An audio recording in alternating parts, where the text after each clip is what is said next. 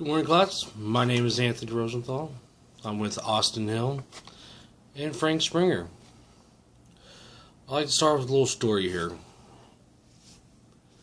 Just think about if you were sleeping with your wife or husband and your kids, and two home invaders come to your home, and there you have a choice. You can either have A, a revolver, or B, an assault rifle. Just think about it, and we'll go over towards the end. In today's world, the assault rifle has been talked down and placed on bullseye for several years, when in fact that only helps our lives and protects the people close to us.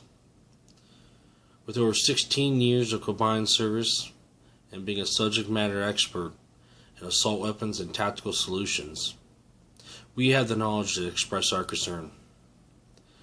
I want you to keep an open mind and see that opposing the ban on assault weapons, it can and will protect our nation and their children. The government is always saying things about the assault rifle that aren't true, and they back it up with false data. Alright, you should already have the first figure for my first citation. It's from the Law Center to Prevent Gun Violence. And I'm going to do a quick quote here before I get into the myths about assault weapons. According to the federal lawmakers that want to implant the idea that in the last year alone, shootings aimed at killing large numbers of people have wreaked havoc on the public.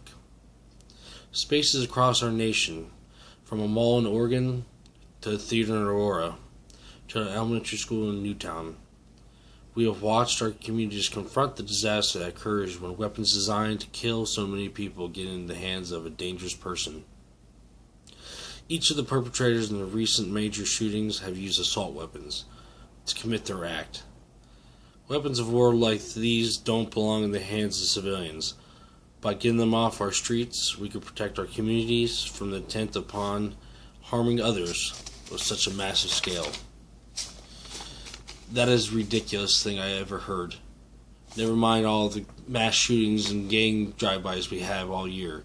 They're going to target 3 in the last year. As you see in this diagram, they point out multiple things that they say that it's a warlike gun. And I'm here to prove that wrong. The first thing is we're going to cover this as a telescopic stock. To them, it provides concealability and mobility. No. All the telescopic stock does is to help you as a shooter or a person that wants to actually shoot a rifle to adjust it to your body frame. So obviously if you need to bring it shorter, if you're a shorter person, you need to bring it closer to the rifle. If you're taller or a little husky like me, you expand it some so it gets in the pocket of your shoulder so you can actually maintain it. It's diversity.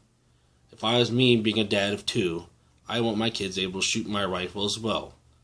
We're not back in the Civil War days where we have 6 feet long rifles and they can't shoot them. Hence why I want my kids to shoot my rifle. Move along. Pistol grip.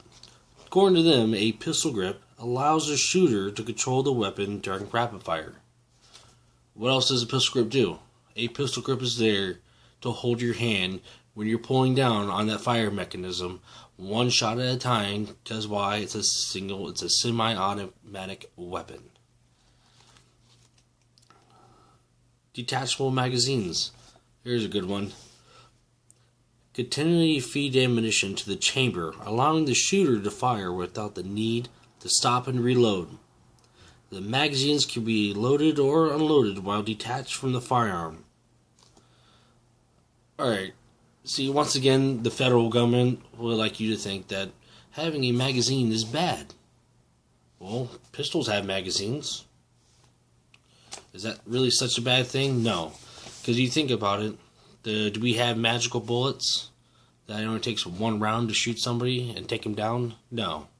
You have multiple assailants, you're going to need more than 1 round. You're going to need more than 2, 3, 4, 5, or 6 rounds. So you never want it until you need it. The barrel shroud. The barrel shroud is just basically the heat shields around them, but I'll tell you what they say. It says allow the shooter to hold the barrel without getting burned, thus control the firearm during rapid fire. You see, they're really hitting on the rapid fire. Most sport people and people in recreational will not shoot just rapid fire. Accuracy counts. The barrel shroud. Most people nowadays like to put more rail systems on them. So you can have lasers, flashlights, stuff that you can actually use or they actually just like. The only last thing that's not on here, but they're still talking about it, is actually the flash suppressor. A lot of misconstrued in here about in the public. When they think suppressor, they think about movie times and actually reducing noise. A flash suppressor, all it does is it disperses gas once you're firing the weapon. It reduces the flash and reduces recoil. So if you didn't have a flash suppressor, it looked like you'd be shooting a flamethrower.